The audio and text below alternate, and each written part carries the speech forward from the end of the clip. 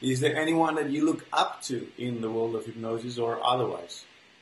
I tend to not look up to people in the way I don't want them to look up to me. I view all therapists as, especially in hypnotherapy, we're all on this sort of journey of discovery, if you like. Yeah. And I've met people when I was new. I met people who had been in practice 20 years, and if they looked down at me, I wanted nothing to do with them.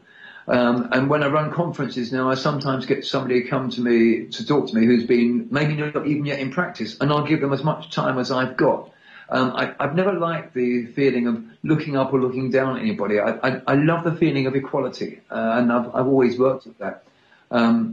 I honestly can't think of anybody in the world of hypnotherapy living that I look up to. Yeah. In fact, the only person in the entire profession, well, two people really, Jung and Freud, the old masters, because without them, we wouldn't be doing what we do.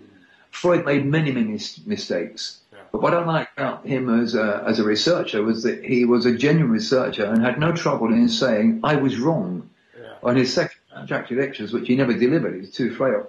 He said, in the 13 years since I addressed you last, I have realized many errors. I mean, this is a real researcher. And so it's an unpopular person to have admiration for. But yeah, I have admiration for Freud. He had no internet to research, no books to research. He had to do it all on his own. Absolutely, absolutely. Were there moments in your career where you wished you would have had, people to go to and ask questions, like, have mentors for that purpose? There have been many times, Eugene, where I would have liked to know somebody that had the answers that I didn't have.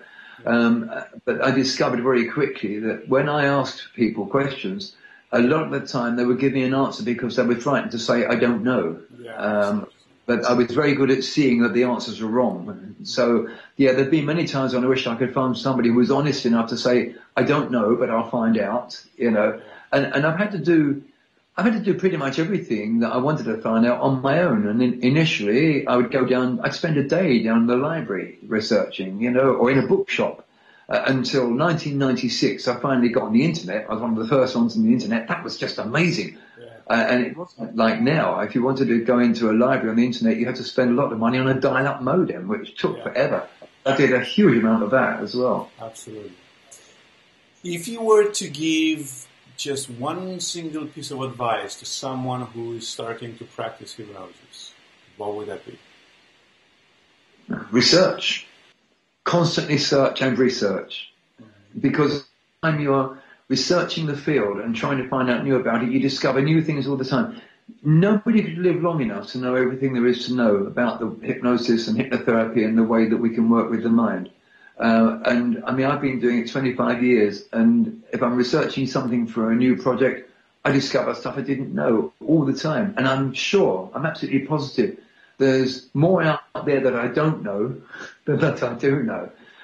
So, yeah, I mean, my advice to all new therapists would have to be the same. Research everything, and enthusiasm. You must have enthusiasm for it. If you haven't got enthusiasm, you might as well be doing something entirely different.